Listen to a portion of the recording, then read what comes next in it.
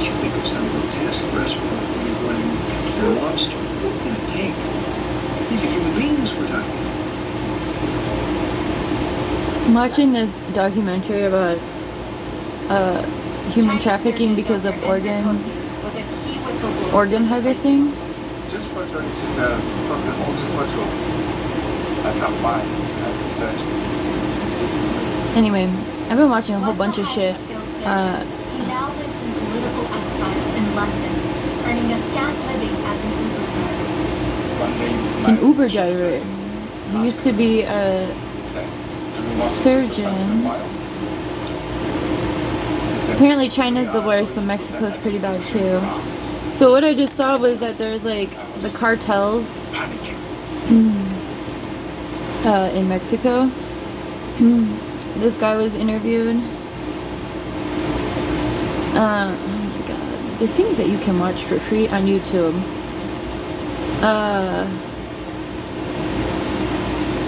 There's lots of trafficking ones, but the reason I'm interested in this is because of what's happening in Palestine, obviously. I think that, I mean, I've known about human trafficking and like organ trafficking for a long time. It's a lot of people like don't like learning about this stuff because it's unpleasant, to say the least. But I think it's really important because change can happen with education, right? Knowledge is power, right?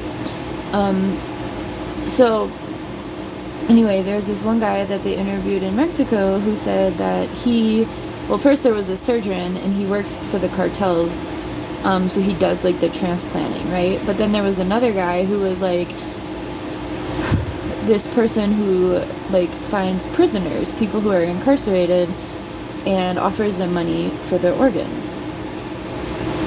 That's fascinating. That's fascinating. I am so naive still with the amount of things that I know about the world. I'm so naive because I just don't exist in these. I would never participate in something like this in any way, right? And it's interesting. I'm looking at what there's available right here. Did schizophrenia or Satan make him murder? Fascinating. You know, I have heard voices before. I was diagnosed schizophrenic, and I was diagnosed. What was the other one that they died? Schizoaffecto, maybe? I don't know. But I've had hallucinations and auditory delusions and stuff. I've also experienced deeper aspects. I mean, this isn't the documentary I'm watching, but like, it's just the one that like came up right here. Going undercover as a pedophile to catch child traffickers, black market organs. That one's done by the History Channel. This one's done by Vice. I was watching this one earlier today too, about the mole people in Las Vegas. Fascinating. Inside the dark world of assassins. Trafficked. I was sold to the highest bidder for my organs. You know, I've watched a lot of this stuff. You have to be careful when you watch things like this if you are a high vibrational person. I think it's interesting, I think, you know, to know about like things, because again, getting back to Palestine, what we've seen Israel do countless times throughout is that they've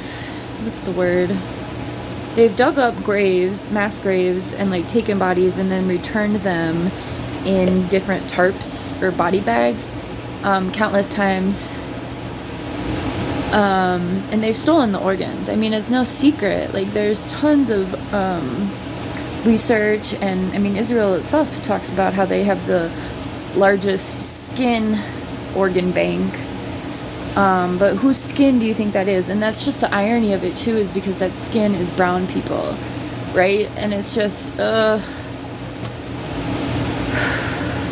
you know, today earlier I was feeling really down. We did art space and we didn't have anyone come, and that's 2 weeks in a row because I set those boundaries with folks who were taking advantage of me. And so I'm just feeling down about always having to be the bigger person, always having to, I walk a very honest path, right? It's so fucking isolating, but I would never want to be surrounded by like people like this, you know what I mean?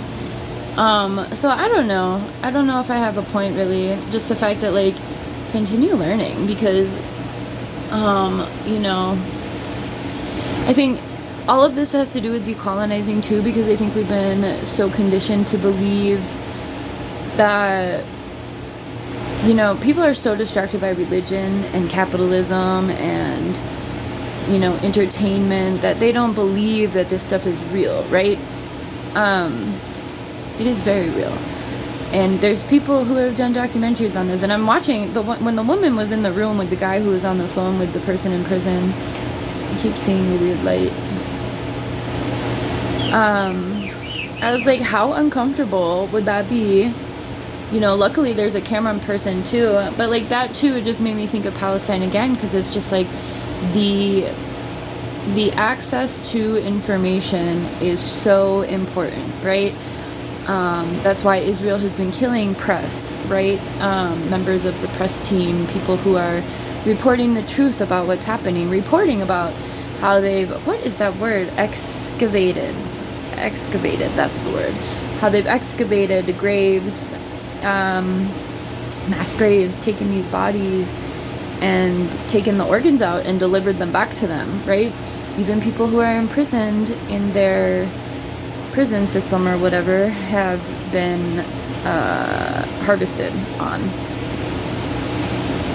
I don't know, for me it's just like I always have had a hard time understanding evil, because it's not my experience. It's nothing that I could even, I have a hard time even comprehending it. I remember when I found out the truth about my marriage partner, baby daddy, I was like, I couldn't believe it. I remember telling my friend, like, I didn't know people could be so evil. And like what he was doing wasn't that bad compared to like what I'm watching documentaries about, right? But it, like, the way he was making me feel, I would never ever want to make someone feel like that, you know? So just thinking about these situations that folks are in, like the dire means to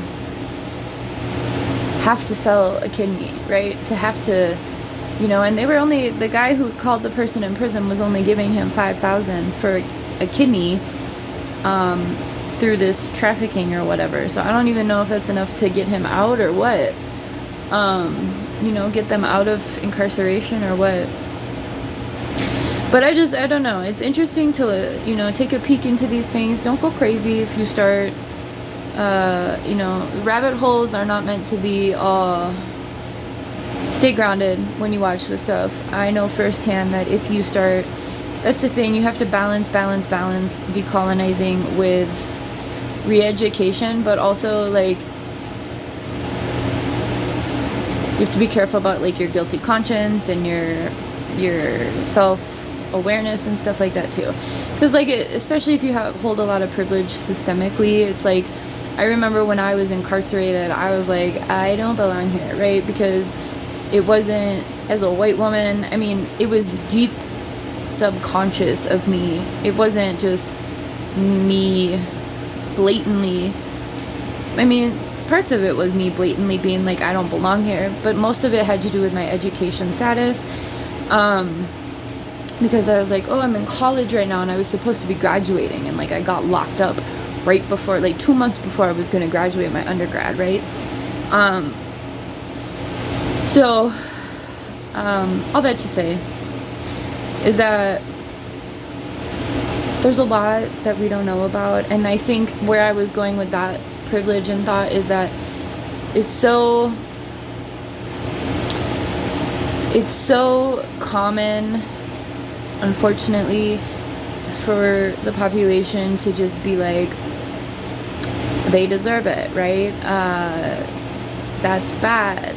They need to be punished, right? The carceral system as a whole But then you like understand that like these people are being, not only are you being punished and incarcerated or genocided or bombed or whatever, but you're also being preyed upon by cartels, which are usually backed by some sort of government, US. And then you're also like, your organs are being harvested and your people are being trafficked, right? I remember when I first learned about like women and children being trafficked globally. It was this book, Half the Sky, by Nicholas Kristof, I think, and his wife. I've mentioned this book before, I know it. But I was reading, one of the chapters was about a woman who like went to a male family friend, and this was back in like the early 2000s. This was before any of my shit happened. And she was like, I trusted this male friend to like get us on this bus, and he drugged her and her daughter and then like took them somewhere and trafficked them. So I don't know. I think like, I know the movie Taken was like a really big deal when that came out with Liam Nelson. But like, I don't know. And then it makes me think of like the, you know, MMIW, like the missing and murdered indigenous women, and not just women, it's people, right? That's big for this area. I mean, not really this area, but like I live on one of the most, a pretty big highway, like nationally, right? Like we're off of old Route 66, so what that got replaced with is a pretty big, well-known hotspot for drugs and trafficking and stuff.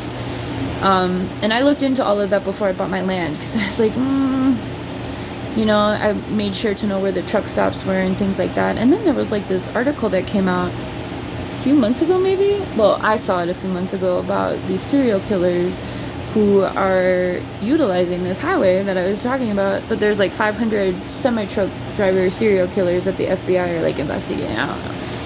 Anyway, all that to say is like, the world is really dark. And like when you learn about this, it's, I don't mean that disrespectfully. I mean that like, just as like a reality check, you know? All of this shit is free for you to watch on YouTube, you know? I highly suggest it. And if you're here watching this, thanks. I'm not gonna put any links below, but like, I think that watching documentaries is something that more of us should be doing. I think that ignorance and naive and privilege and stupidity are distractions, stuff like that, are kind of, you know, they're not as evil as like what I'm watching and what I'm talking about, but they are the epitome for why we allow these things to exist and continue, right? But yeah, I felt down today because no one came to Art Space, and it just made me feel like all this summer I felt like all of these doors were opening. I had all these opportunities, you know, and then it feels like just within the past couple of weeks every door has closed. And it feels like, I feel like I'm gonna be moved soon. And so then I was thinking about, I don't know if you've heard the term grid workers. It's about healers who move around a lot and like do work. But like I wanted to set roots here, and so I don't know. But ultimately I do know that whatever I'm feeling is not as serious of like what a lot of people on this planet are going through. And I've always been that person since forever. Anytime someone was having a bad day, I would always remind them of like the scope. And people hate that and they think it's annoying. But I just want to put you on. You know, Netflix also has stuff. Peter, what is his name? Peter Santanillo? I don't know if that's a like Spanish language. Santanillo. He is the one that does really great like travel stuff. Vice does stuff. History Channel does stuff. And then there's people who just do, National Geographic, not History Channel. LA Bible TV, Vice.